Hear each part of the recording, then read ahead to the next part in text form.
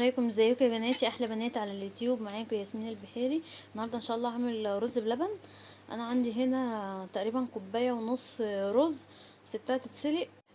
وبعد ما اتسلقت قفلت عليها، شربت كل الميه، وزي ما انتم شايفين بقى شكلها عامل كده، عشان بس ايه يوفر عليا في الوقت شويه. وطبعا عندي فانيليا من معلقتين لثلاثة نشا، معلقه كبيره، المعلقه الكبيره اللي هي دي.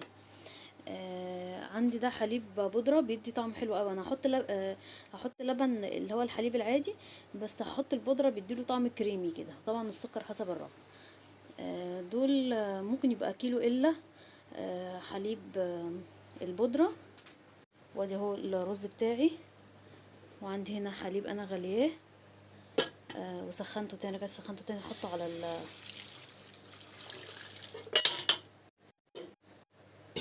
كده. نشيل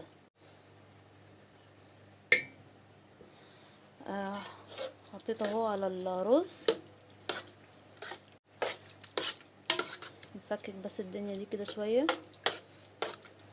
هو اوريدي مستوي، يعني انت مجرد بس ما ياخدوا غلوه مع بعض وتحطي له نشا، خلاص كده بيربط، يبقى الرز بلبن كده جاهز معاكي. احط له بقى بقيه اللبن عندي، اللي هو اللبن البودره. اللبن البودره زي ما قلت لكم بيديله طعم كريمي تحفه.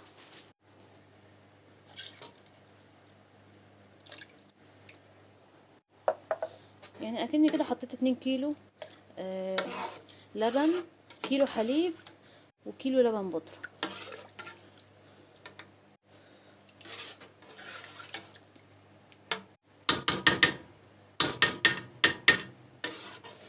ماشي.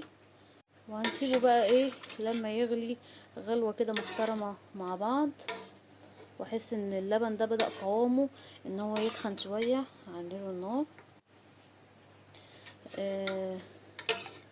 ويبدأ الرز بتاعي ده يبدأ يطرى اكتر. ما هو طري كده، هو كده مجرد هو مسلوق، انا عايزاه يطرى اكتر. وبعد كده هنضيف له باقي المكونات بقى، اللي هو السكر بتاعي والفانيليا، وفي الاخر خالص بتحطي له النشا عشان يربط معاكي. الرز بلبن اهو يا بنات غلي معايا اهو.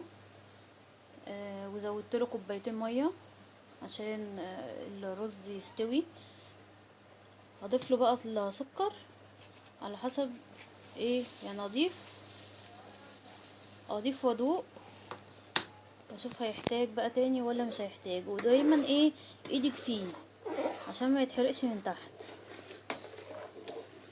هو اوريدي عارفين الرز اساسا مستوي، يعني مش محتاج ان انا اسيبه على النار كتير مع اللبن. الرز كده كده مستوي، وانا بحبه يبقى اكل كده الاقيه محبب من جواه كده. انا بحبه كده. انا سبق وعملت لكم اللي هو الرز بلبن بالرز المطحون، غير ده خالص. فخطوة ان انا سلقت الرز الاول وفرت عليا كتير. هكمل بقى احط سكر، وابتدي بقى احضر النشا عشان احطها عليه عشان يربط. كوبايه النشا اهي حضرناها، ودي الفانيليا. احط الفانيليا واحط عليها النشا، بسم الله، واقلب لغايه ما يتخن معايا على النار. بدأ يتقل معايا اهو.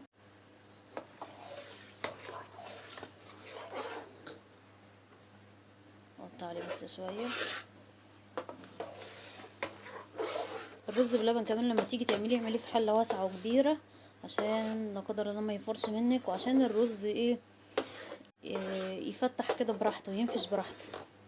شايفين بدأ يتقل اهو، شايفين بدأ يتقل ازاي. عايزه تضيفي بقى جوز هند. انا للاسف ما عنديش جوز هند، لما بيبقى عندي بحط رسمي يعني. ما عنديش جوز هند، حطي ريحه جوز هند، حطي ريحه جوز هند براحتك. هيتقل معايا طبعا لسه اكتر من كده. وبعد كده ايه هنصب. طبعا انا ظابطه السكر بتاعه، والفانيليا بتدي طعم روعه. عندك ماء ورد، ماء زهر، اللي هي بتاعه الاكل، لان في بتبقى للاستخدام الظاهري، دي بتاعه الماسكات والحاجات دي متحطش في الاكل، نخلي بالنا يعني. عندك حطيها برضه. تديله ريحة وطعم تحفة.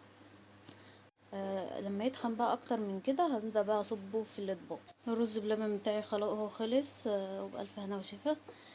عايزة تزينيه بقى بجوز هند، بزبيب اللي انت عايزاه. وانا بحبه زي ما قلتلكوا، آه، يبقى ماسك نفسه وفي نفس الوقت قوامه يبقى خفيف، ما يبقاش الرز اكتر من السائل اللي حواليه. تحسي ان انت بتاكليش، تحسي انك بتاكلي رز مسلوق كده، لا، يبقى قوامه سائل كده وماسك نفسه. وكمان هحس بالرز محبب كده جوه، جوه كل طبق. بس دي طريقتي في عمل الرز بلبن على السريع كده. يا رب تكون عجبتكم، وان شاء الله اشوفكم في فيديو جديد، والسلام عليكم.